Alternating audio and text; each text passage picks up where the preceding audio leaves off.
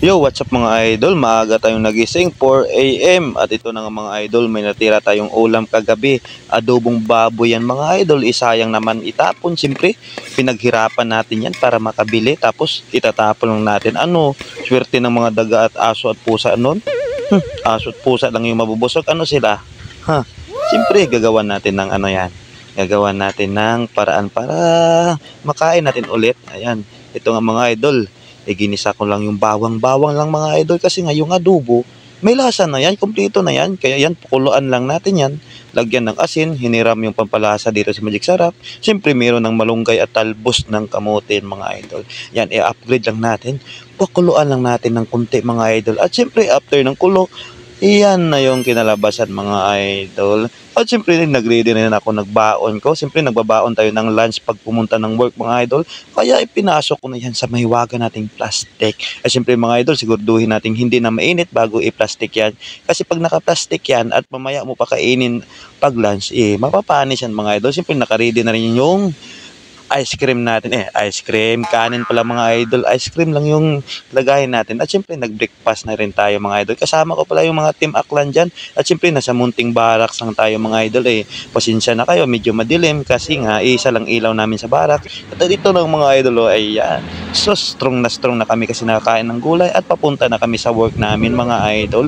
Nandito pa rin tayo sa FPIP, Santo Tomas, Batangas mga idol. Ayan na nga mga idol, umakyat na kami sa building kung saan kami magtatrabaho. Siyempre, nandito pa rin kami sa aming mahiwagang hagdan. Basta ko, araw-araw talaga, hindi mo na kailangan mag-jogging. Dito ka lang akyat baba, talagang magkaka-abs ka dito mga idol. Kasi nga, ayan, hindi, yung una, pahirapan talaga. Pero, nang tumagal na, siyempre, sobrang 1 month na kami dito sa Batangas.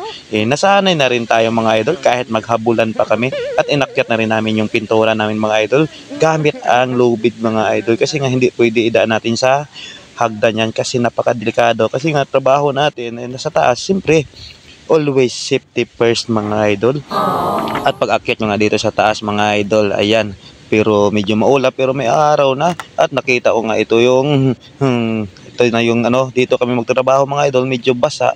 Siyempre kailangan natin patuyuin yung mga idol. O nakita nyo, mayroon talagang tubig at yung napintura natin kahapon medyo yung kalahati na wash out talaga mga idol. Kaya kailangan natin yan patuyuin mo na mga idol, ihulog lang natin dyan sa butas na yan. At siyempre nang tumuyo na, ayan, nagsilat na tayo ulit mga idol.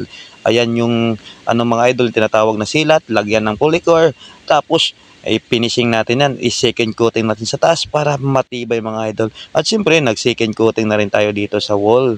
Ayan, kinakita mo. Sus, napakarami pa talaga pwedeng gagawin. Marami pa talaga kaming gawin dito mga idol. Kasi nga nasa kalahati pa lang.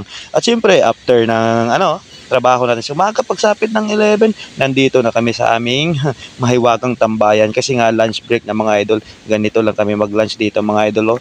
Hahanap lang kami ng masisilungan tulad dito sa puno ng kahoy. Kasi nga dito lang kami magla-lunch. At siyempre yung niluto ko kanina, siyempre inulam sa breakfast, yan din yung ulam natin sa lunch. Kasi nga yan lang yung baon natin, wala namang kantin dito. May kantin naman dito mga idol. Kaso nga, napakamahal. Siyempre kailangan natin tipid mga idol. Kaya mga idol, tara, lunch muna tayo. Kayo dyan, huwag kayo magpagutom. Kahit ano lang, diskarte lang para makakain. At ayan mga idol, yung kasama namin, siyempre, seryoso din ang lahat. Siyempre, nagchichismis yan habang kumakain. Kaya hanggang dito na lang yung video natin mga idol. Salamat sa patuloy na suporta.